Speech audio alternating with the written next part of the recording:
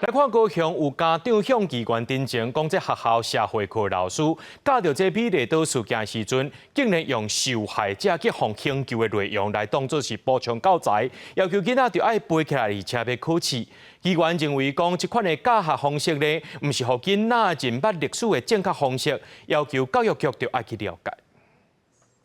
高雄市一位家长向议员申请，内容写到伊的囡仔今年国小5年啊，老师竟然将白色恐怖受害者互请求的方式当作教材，譬如用棍烫面、互拍甲吐过等等的暴力对待，要求囡仔爱背起来，过来考试，安尼教材敢有妥当？未少家长听到也拢无认同。因为那个也是属于暴力的一个部分，其实没有必要再把这些加害的事情再 到下一代去是整个刑求的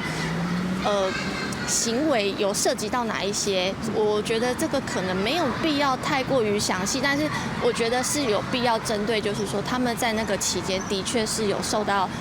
怎么样子的